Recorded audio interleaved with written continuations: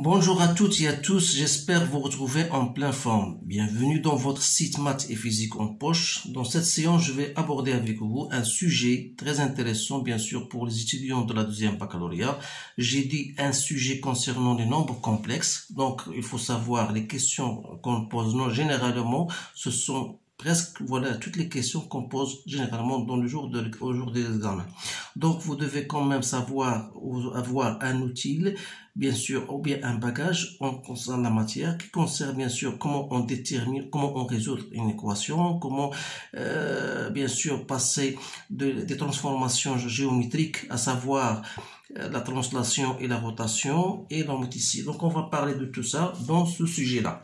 Donc, pour la première question, pour résoudre cette équation-là, il faut déterminer tout simplement delta, qui n'est autre que moins 12 au carré, moins 4 fois 4, 153. Donc, vous allez trouver, vous faites votre calcul, vous allez trouver moins 48 au carré, que je peux m'écrire 48i au carré. Voilà. Donc, je détermine alors Z1 qui n'est autre que 3,5 moins 6i. Je vous donne la réponse tout de suite parce que c'est pas quelque chose de plus difficile. Donc, et Z2 n'est autre que 3,5 plus 6i. Voilà la réponse A. Donc, voilà les deux solutions. Maintenant, je passe dans un repère. On considère les points A, B, C, bien sûr, D et P. Et on a un vecteur W d'affixe ZW moins 1 plus 5 demi-i. Donc, déterminer ZQ, l'affixe de Q, image de P par translation. Alors, je vais me tarder un petit peu sur ces questions-là parce que ce sont des questions très intéressantes. Alors, je vous conseille de faire toujours un schéma dans lequel vous faites, voilà, vous avez une translation, bien sûr. Qui dit translation, vous avez Q, c'est quoi? Q, c'est l'image de B par une translation du vecteur W. Donc, il suffit d'écrire alors BQ égale à quoi? Égale à W. C'est-à-dire ZQ moins ZB, ZQ moins ZB égale à W. C'est-à-dire que ZQ n'est autre que ZB plus W, soit donc ZQ égale, vous faites votre calcul, vous remplacez ZB et ZW, donc vous allez trouver 1 demi moins 7 demi-i. Voilà la réponse à cette question-là. Déterminer ZR, l'affixe de R, image de P par homothétie. Donc toujours, voilà, j'ai l'homothétie de centre, quoi, de centre C, et qui fait de B me donne une image R.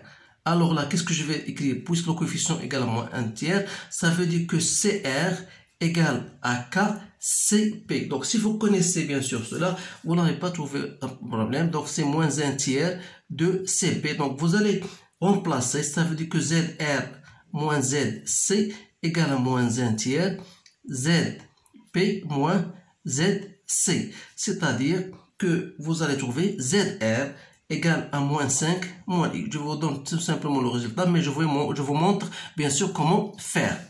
Alors, de la même manière, déterminer ZS, l'affixe de S image, cette fois-ci par rotation. Toujours, je considère la rotation, bien sûr, de centre A et que me donne d'un point, bien sûr, S, c'est l'image de P. Voilà. Donc, ça veut dire quoi? D'un angle d'état, en général, qu'est-ce que je vais écrire? Je vais écrire que AS égale à AB exponentielle de I d'état. Comme d'état égale à moins pi sur 2, ça veut dire que AS égale à AB exponentielle de moins I pi sur 2 qui est égal à moins I AP. Donc, il suffit de faire votre calcul. Donc, vous savez que ZS moins ZA égale à moins I ZP moins ZA. C'est-à-dire que ZS, vous faites remplacer, vous allez trouver égal à moins 5 demi plus 9 demi-i. Voilà ZS. Maintenant, construire les points A, B, Q, R, S et montrer que c'est un parallélogramme. Alors là, pour construire, donc voilà, j'ai construit. Pour ne pas perdre assez de temps, voilà le schéma. Je vais vous montrer seulement comment construire les points P et C. Vous avez bien sûr, vous avez ZP, par exemple pour le point B, ZP égale à 3 plus 2i. Ça veut dire que la partie réelle, c'est 3. Donc voilà, vous allez compter 1, 2, 3. Et la partie imaginaire, c'est 2. Donc, vous allez monter de 2. Voilà.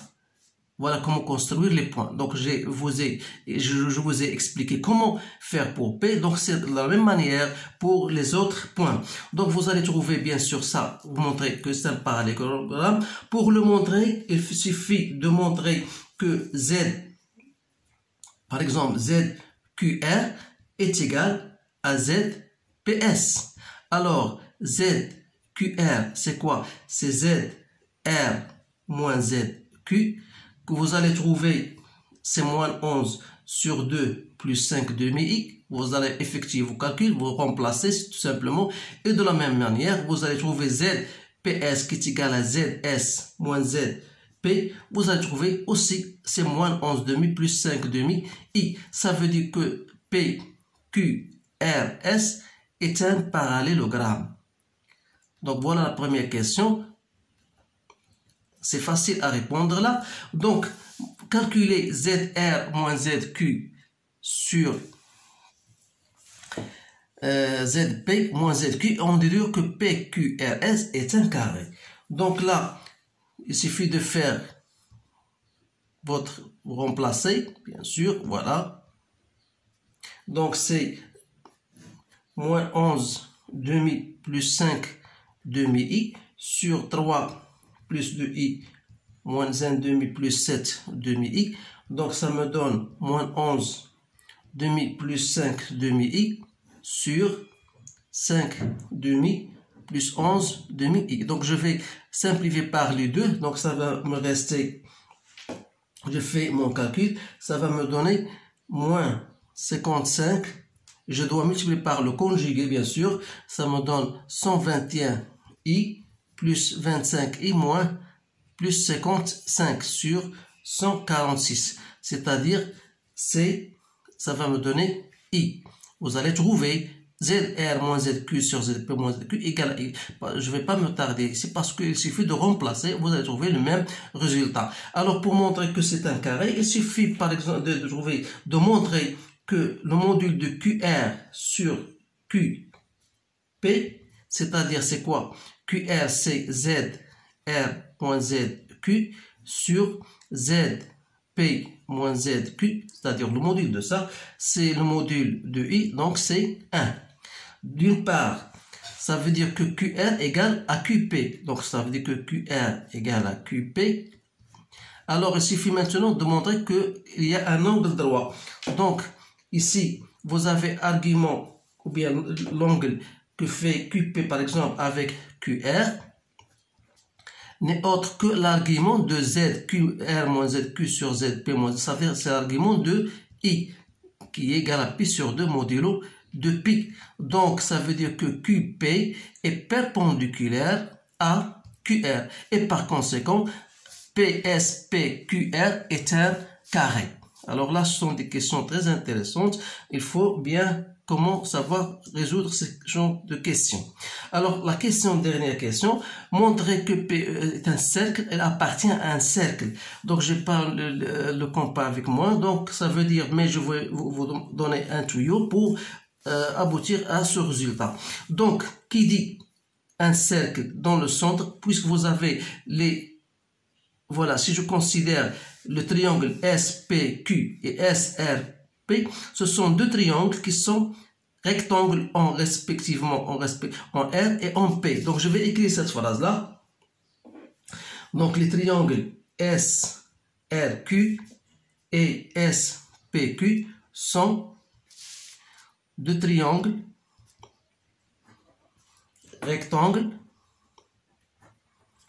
en R et P respectivement. Donc, ce sont triangles rectangles. Vous avez une propriété que vous connaissez tous. Donc, lorsque vous avez un cercle de diamètre AB, alors si je considère n'importe quel point M, alors là, le triangle sera toujours un angle droit au point M. C'est une relation que vous connaissez déjà. Donc, ça veut dire quoi? Ça veut dire que le cercle, il va passer par les trois points M, A, M. Donc, ça veut dire que le cercle doit passer par les points S, P et Q et ensuite par S et R et Q. Ça veut dire que le cercle va passer par ces 4 points. Alors, s'il passe par ces 4 points, ça veut dire que le centre du cercle en question sera le milieu de SQ. Donc, c'est ça ce que je vais écrire. Donc, le cercle C va entourer les points S, P, Q, R, les 4 points. Donc, et SQ va représenter, si vous voulez, représenter un diamètre de C. Donc, le centre oméga du cercle C sera le milieu de quoi? De segment SQ. C'est-à-dire que pour trouver la fixe de Z oméga, il suffit de faire ZS plus ZQ que je divise par 2. Donc, je remplace ZS, c'est moins 5 demi plus 9 demi I, plus 1 demi moins 7 demi I sur 2. C'est-à-dire que ZQ égale à moins 1 plus 1 demi I. Alors, il me reste le rayon R, c'est la moitié de SQ. C'est-à-dire, qui dit SQ, c'est en module, c'est-à-dire, on va déterminer SQ n'est autre que le module de ZQ sur ZS que je divise par 2. Donc, R, c'est le module de 1 demi moins 5 demi I plus 5 demi moins 9 demi I. Le tout divisé par 2, je trouve que c'est 73 que je divise par 2. Voilà le rayon de ce cercle-là. Alors, je m'excuse si je pars assez vite, mais je vous dis, voilà, je vous donne des signaux, si vous voulez, ce que vous devez savoir, mais ce qui reste pour le remplacement, c'est plus facile pour vous, bien sûr, de remplacer et de trouver le même résultat. Donc, ce qui m'importe le plus, c'est de vous montrer comment aboutir à ce résultat, et je vous conseille de bien réviser toutes les choses concernant les transformations géométriques pour le nombre complexe, parce que ce sont des choses qui se posent le jour de l'examen. Alors, je vous souhaite une bonne chance et je vous remercie de votre attention et je vous dis à bientôt.